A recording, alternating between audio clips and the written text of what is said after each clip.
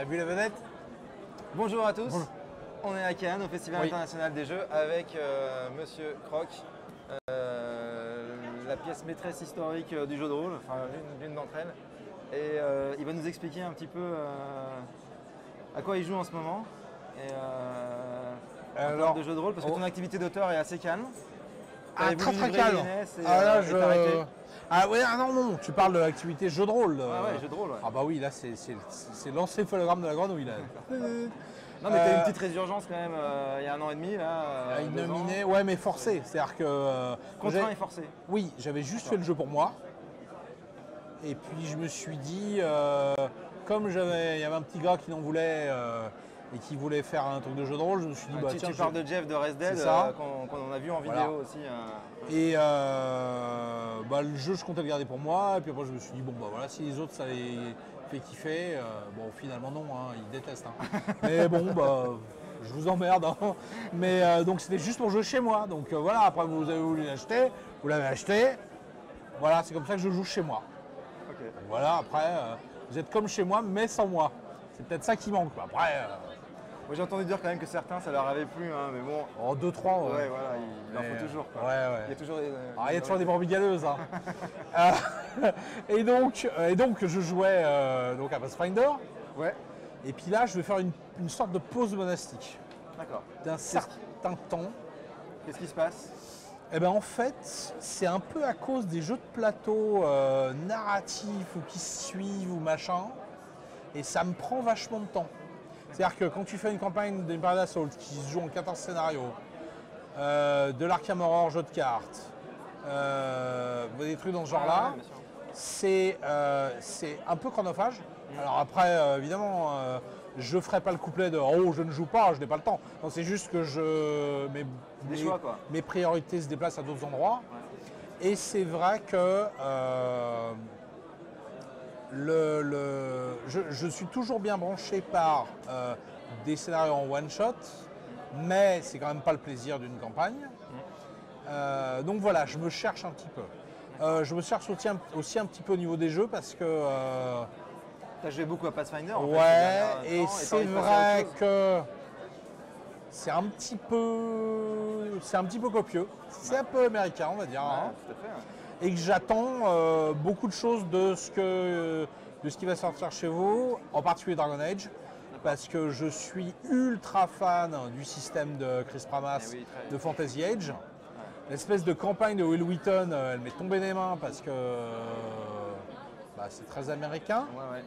Tu parles de Titan's Grave là. Voilà.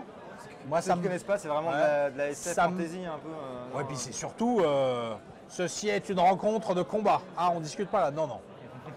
Ça ressemble un peu à ce qu'ils font en Irak, hein, tu vois, là on discute, là on discute. Alors là, il faut discuter, hein. Donc rien quoi, et puis après voilà, au lieu d'avoir une arbalète, un laser, enfin... Mais c'est Will Wheaton, hein. Ah bah d'ailleurs, il fallait pas taper, disons. Oui. Wheaton, si tu m'écoutes, moi j'ai joué à Formule D avec lui, hein. D'accord. À la table. En quelle année, genre il y a 2 ans, là. Ah oui, d'accord. Et il m'a dit, sur la table sur laquelle on fait nos parties de jeu de rôle avec les vedettes. Mais je lui ai dit, tes vedettes, je ne les connais pas, donc je m'en fous. Hein. Et tous les autres qui étaient là, ils ont fait oh, ils ont touché comme ça. C'est bizarre, il a tout un aéropage. Avant de lui parler, il faut parler à quelqu'un d'autre avant. C'est une grande star hein, aux US. Et puis les Américains il est figurant une série télé, le mec, tu vois. Bon, bref. Et sa campagne qu'il fait avec ses stars, c'est pas terrible. J'aimais bien Dragon Age, le jeu de rôle, le jeu de vidéo. Ouais. C'est là-dessus que j'ai fait faire ses premières parties à mon fils il y a très longtemps, il y a genre 8 ans quoi. Et puis le système de jeu, je l'aime vraiment beaucoup. Donc j'attends ça, je cherche des trucs un peu plus légers quoi. Un peu plus compacts et un peu plus légers, sans perdre la diversité et la qualité d'écriture. Parce que la qualité d'écriture des scénarios de Pathfinder, elle est toujours au top. Mais c'est vrai que les campagnes sont longues, machin, et en ce moment, c'est pas vraiment le trip que je veux suivre. Et du coup, tu as des attentes sur un Donjons & Dragons 5? Tu l'as testé? Parce que justement, on reste dans la même veine, mais avec des règles plus simples. J'ai beaucoup lu, j'ai pas testé, et les campagnes que j'ai lues, en l'occurrence Out of the Abyss et puis Les Géants, Ça fait envie, mais c'est trop long. Enfin, moi, c'est long, je sais que j'y arriverai pas au bout. Alors, Out of the Abyss, bon, on peut pas rien. Je m'arrêterai bien à la première moitié. Bon, on sait, à un moment, il se passe un truc. Tout à fait. Mais ça va être quand même très long. Et puis c'est un peu moins, c'est moins clé en main que Pathfinder aussi. Je sais pas si toi. Non, ça me gêne pas. Ça te gêne pas. Non, ça me gêne pas parce que je le fais sur le moment. Alors la solution, ça serait de jouer entre midi et 2 au boulot. Mais c'est vrai que là, comme je te disais, il y a une grosse concurrence de jeux de plateau narratifs qui durent longtemps. Et là, pour le coup, il y a 5 jours par semaine, il y a 1h30, voilà.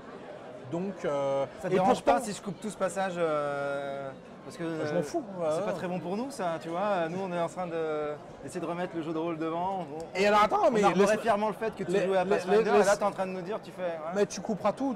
Ouais, je couperai tout. Je garderai le truc sur l'Irak, par contre, qui m'a beaucoup plu. Double celle sur le truc sur Freddy Veil, c'est mieux. S'il est là, non, il n'est pas là, merde. Et alors non, parce que non, il y avait une suite de phrases qui est vachement sympa. C'est que, par contre,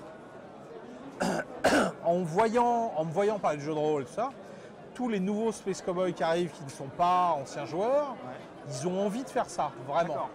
Donc je pense que je vais faire des initiations. Ok. Mais où est-ce que ça va aller? Où est-ce que ça... Voilà. D'accord. Très bien, très bien. Et du coup, qu'est-ce que tu peux nous raconter sinon quand même ton... Enfin, je vais te faire parler quand même un peu de ton actu sur Space Cowboys parce que tu as quand même reçu un prix. Ah bah moi personnellement non. Le dernier jeu c'est Claustrophobia. D'accord, non mais attends, Space Cowboys, fait quand même pas mal de boulot là-dedans. Je veux dire, les succès des jeux. L'équipe Space Cowboy a obtenu un prix. Tu es un représentant quand même éminent de l'équipe Space Cowboy. Voilà. Tu es très vieux déjà. Déjà très vieux. Donc, voilà. Bon, François Doucet, encore plus vieux, mais oui, donc Unlock. Ouais. Donc, ça carre. Et ça marche, ça marche bien. Attendons de voir parce que. T'aimes bien Escape Game? Parce que je me souviens t'avoir vu à True Dungeon l'année dernière à la Gen Con. Ouais, alors. Un format qui est un truc comme ça. Est-ce que ça te plaît? True Dungeon, alors les escape rooms, oui. Ouais. True Dungeon, c'était encore un petit peu américain. On va dire que j'aime pas les Américains, alors que tous les jeux auxquels je joue sont tous américains, tous les films que je regarde sont américains, je dis pas, mais c'était un peu trop simple.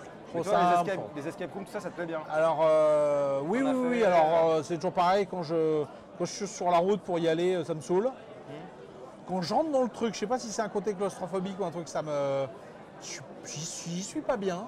Et dès que je suis dans l'histoire, je suis à fond. Et c'est vraiment un loisir qui se rapproche quand même. Alors non, je ne veux pas dire que ça se rapproche du GN parce que les gens du GN ils vont dire c'est comme le jeu de rôle informatique et le jeu de rôle. Ouais. Oui, il y a des différences, mais tu touches des vrais trucs. Bref, c'est vraiment très bien. Il y a le côté convivial aussi qui marche bien dans ces trucs-là en fait. Oui. Enfin, si tu as un mauvais groupe, ça peut être horrible. Oui, mais je ne fréquente pas de mauvais groupes. Ouais. Donc comme je fréquente très peu de gens, normalement ça doit aller. Ça se passe bien. Et qu'est-ce que tu attends? Tiens, on parlait avec Jeff de Bitume, tu attends quelque chose? Est-ce que tu vas être un juge implacable là-dessus? Est-ce que c'est pas mon genre, tu vas y jouer, tu vas tester? À partir du moment où j'ai félicité Steve Jackson pour y nominer, si tu veux, on peut tout me faire. Mais non, surtout, comme d'habitude, mon principe c'est je veux, comme j'ai fait pour la nouvelle édition de Nightcrawler, comme Bloodlust, moi, je veux rien en lire du tout. Ça me fait super plaisir de lire le truc comme si je l'achetais. Et puis plus c'est différent d'avant, mieux c'est parce que parce que refaire les mêmes trucs, moi je trouve que c'est pas. Et t'as pas ce côté, parce que c'est vrai quand on est auteur un peu, c'est un peu à chaque fois son bijou. T'as pas ce côté toi difficile de. Gerfouet, ce que tu veux dire? Par exemple. Non. T'as jamais eu ça en fait. Le mec, il a acheté le jeu, déjà il a acheté le jeu et il fait ce qu'il veut avec. Surtout qu'il m'en parle pas par contre. Ne me racontez pas de partie de jeu de rôle, surtout. Ils font leur truc dans leur coin. Et puis quelqu'un qui récupère la licence d'un jeu, il poursuit l'œuvre, il la tabasse, ou alors il la cajole, ou il va dans une autre direction, ou il fait ce qu'il veut. Et voilà, parce que c'est... Et toi, ça a toujours été comme ça? T'as jamais eu, même plus jeune Ça a toujours été comme ça. Par contre, régulièrement, il y a eu des gens qui se sont appropriés des jeux. Tu veux dire quoi par là? De mes jeux à moi. Et qui se sont élevés en tant que maître du dogme, tu vois. D'accord. Donc souvent ils n'ont pas fait long feu parce que ça c'est juste pas possible. Bah là, de toute façon. Par Alors, exemple, je suis pas sûr que les gens ils ben, savent à l'époque où Innominé avait été récupéré par Yen Studio, ouais. il y a pas mal de gens chez Yen Studio qui en parvenaient presque à me dire que le jeu que je leur décrivais, c'était pas le vrai, quoi. Non, mais tu te rends pas compte, c'est pas ça le jeu. Ça fait toujours très peur, donc après ils sont virés. Ouais, parce que ça, c'est pas possible. Parce qu'à un moment, bah, tu commences à. Non, lui, il écrit pas pour. Et ça marche même pour les jeux de plateau. Donc, Claustrophobia, il y a un mec qui a pété les plombs. Il savait mieux que moi ce qu'il fallait faire comme scénario de Claustrophobia. Et puis, lui qui faisait des scénarios différents, lui, il fallait pas qu'il soit là. D'accord, oui, qui se l'approprie vraiment donc, il s'est fait à virer. tel point que c'est ça, propose sur la suite. Ils sont trop intégristes, trop. Ils respectent trop l'œuvre et moi, l'œuvre, je veux pas qu'on la respecte du tout. Il faut respecter ce que chaque personne a fait au moment où il l'a fait. Citons par exemple tous les machins des marches avec de Georan. Moi, je suis resté toujours, je ne comprenais rien à ces trucs. Il le faisait. Et puis quand je suis revenu aux commandes et puis que je les ai enlevés parce que ça ne me parlait pas du tout. Mais par contre, et puis les choses que j'aime pas trop, c'est les associations Ange Démon.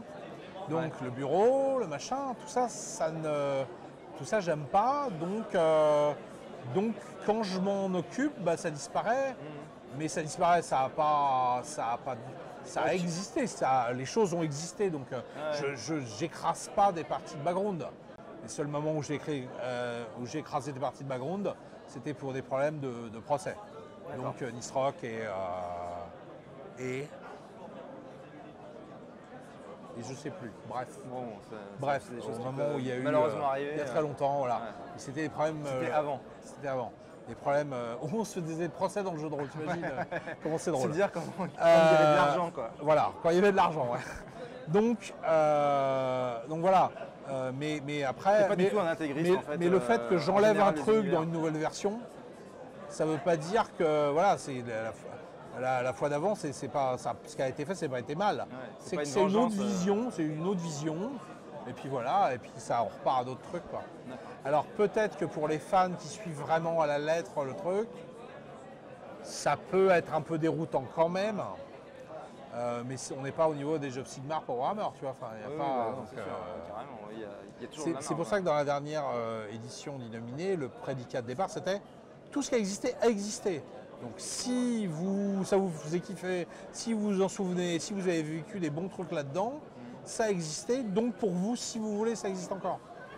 Ouais, tout à fait. Voilà. Bon, bah, très bien. Et bah, écoute, merci Croc d'être passé. C'est hyper sérieux. Au début, on se marrait, on se disait on arrête le jeu de rôle, on joue plus qu'au jeu de plateau, c'était super. Ça, quelque part, ça m'a mis un petit coup. Donc j'espère que tu vas faire tes initiations là, ça va me remettre du baume au cœur. Que ça joue un peu chez avec Space Dragon Cowboy. Age, certainement. Et puis. Ça sort quand Dragon Age? Alors Dragon Age, la trad arrive là. Il y a une petite news qui va être mise à disposition dans la semaine. Donc j'en parle pas trop. Mais en tout cas, vu que c'est toute la trad arrive, là, il n'y a qu'un boulot de trad, il n'y a pas de créa, ça va être assez rapide maintenant entre les PDF et puis la prod. Voilà. Et puis alors je tiens à préciser qu'il y a une petite surprise pour toi dans Héros Dragon. On en a pas parlé, là, notre jeu est basé sur les règles de la 5e édition du premier des jeux de rôle. Ouais. On peut pas dire sur lequel c'est. C'est pour les avocats, tout ça. Ouais, c'est pour les avocats. C'est l'argent. Et il y aura une petite surprise pour toi dans un des bouquins. Donc tu reviendras peut-être nous en parler. Mais il faut quand même savoir que, parce que là tu étais super déçu là. J'ai quand même arrêté de jouer à peu près 10 ans au jeu de rôle. C'est Pathfinder qui m'y a remis. Ça fait 8 ans. Donc, tu vois, c'est un peu des cycles comme dans Shadowrun. La magie est.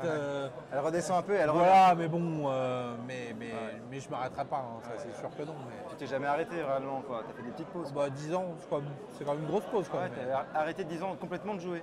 Ah ouais, presque. Tu me l'avais dit pourtant dans une interview. Ouais, 2006, non, pas 10 ans, si. Ouais, enfin bon. Plusieurs années en tout cas. Ça peut arriver à tout le monde. Voilà. On y revient. Revenez-y aussi, vous aussi, si vous nous regardez. Et puis on vous souhaite une bonne fin de journée. Et puis toi, bonne fin de festival. Merci. Merci Croc.